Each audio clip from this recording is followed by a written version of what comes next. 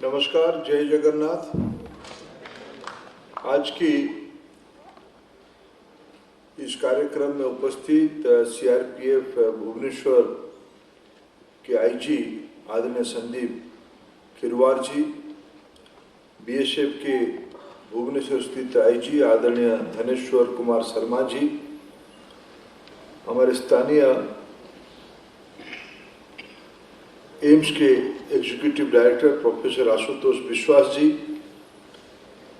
Chief post master general हमारे उड़ीसा के आदरणीय शुभेंदु कुमार स्वाइन जी, आईटीबीपी के डीआईजी मान्यवर श्री आरवाईएस सांधु जी, सीआईएसएफ के असिस्टेंट कमांडेंट आदरणीय शिशिर कुमार मिश्रा जी, आदरणीय दिलीप कुमार पंडा जी और यहाँ उपस्थित सभी महानुभाव और आज जैसे कहा गया 442 सदस्यों को, नागरिकों को आज अपनी जिंदगी के एक नया चैप्टर जोड़ने का अवसर दिया जा रहा है। नया पड़ाव पे जाने के लिए हमको आज अवसर मिलेगा। मैं सबसे पहले आप सभी को इस शुभ अवसर पे शुभेच्छा देता हूं, बधाई देता हूं। आप सफल हो। आपकी ये उपलब्धि सिर्फ आपकी निजी नहीं है, ये देश का है, आपकी राज्य का है, आपकी जिले की है, आपकी परिवार की है। मित्रों, प्रधानमंत्री जी एक नई परंपरा शुरू किया है। सामूहिक रूप में देश में भारत सरकार की विभिन्न सेक्टर्स में, विभिन्न विभागों में नियुक्ति पत्र रोजगार मेला के माध्यम से बांटा जाए। पिछले साल अक्टूबर से शुरू होके ये 8th एडिशन जिसे कहा गया रोजगार मेला का आज संपन्न हो रहा है। हर एक मेला में 70 से 80 हजार लोगों को डिजिटल तरीके से नियुक्ति पत्र दिया जाता है और देश की कई राज्यों में यहाँ एक सांकेतिक रूप में उसके साथ जोड़ा जाता है।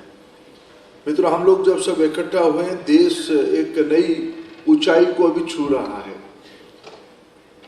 भारत अभी चंद्रयान 3 के सफलता के साथ प्रयोग किया है। चंद्रयान से सफल प्रयोग के बाद चंदा मामा अभी दूर नहीं है, इंडिया इज ऑन मून, इस प्रकार की आत्मविश्वास से भरा हुआ एक माहौल देश में आज बनी हुई है। उस पॉजिटिव समय में आप लोग जिंदगी की नया चंद्रयान भी शुरू कर रहे हो। इस चंद्रयान में उड़ीसा का भी बहुत भूमिका रही है। हमारे अनेक उड़िया मूल के वैज्ञानिक हो, टेक्नोक्रेट्स हो, टेक्नीशियन हो, विभिन्न इंस्टीट्यूशंस को प्रतिनिधित्व करते हुए अपना भूमिका निभाई।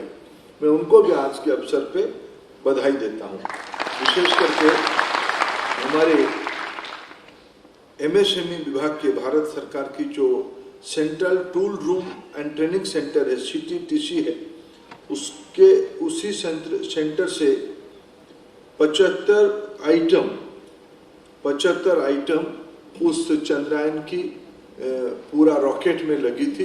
इसलिए उड़ीसा में भी चंद्रयान बना था, ये कहने से कोई विरोक्ति नहीं होगा। मित्रों, अभी अगले सप्ताह माने आज जो हम 28 में एकत्रित हो रहे हैं, उसके अगले सप्ताह में भारत भी एक नई इतिहास रच रहा है। G20 विश्व के प्रमुख देशों की अध्यक्षता भारत कर रहा है। राष्ट्रीय स्तर पे नहीं, अंतर्राष्ट्रीय स्तर पे भारत के नेतृत्व प्रधानमंत्री नरेंद्र मोदी जी के कारण एक नई माहौल बनाया है। G20 की नेतृत्व स्तरीय बैठक, हेड ऑफ द नेशंस की बैठक आने वाले 6, 7, 8, 9 इन दिनों में दिल्ली में होगा। हम लोग अपने अपने स्थान पे रह के उस G20 की अंतर्राष्ट्रीय सम्मेलन को शुभेच्छा दें, उसकी सफलता का कामना करें और देश में चंद्रयान जैसे एक नई वातावरण को हम लोगों ने मनाया। मित्रों, अंत में मैं एक बात कहूँ, मैं इन दिनों में उड़ीसा में 2 कार्यक्रम पे भाग लिया। पिछले सप्ताह में आदरणीय वित्त मंत्री जी निर्मला सीतारमण जी आई थी 10 दिन पहले हम लोगों ने पुरी में जो 1805-6 में जो एक शहादत हुई,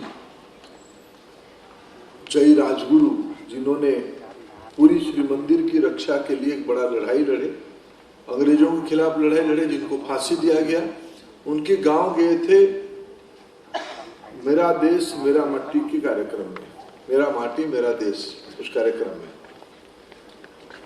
उससे लेके मैं कल भी गया था ढेंकानाल जिले में, हरे कृष्णपुर गांव में गया था। ऐसे ही 20वीं सदी की प्रारंभ में एक सुपूत थे, उनकी गांव गया था। ये सारे में मैं इसीलिए आपके सामने वर्णन कर रहा हूं। इस बीच में कृतज्ञ देश एक काम प्रधानमंत्री जी ने दिया है। आजादी के उपरांत भी हमारे जो शहादत जिनकी हुई है, हमारी मिलिट्री पैरामिलिट्री फोर्सेस की जो लोगों की बलिदान से आज देश सुरक्षित हुआ है।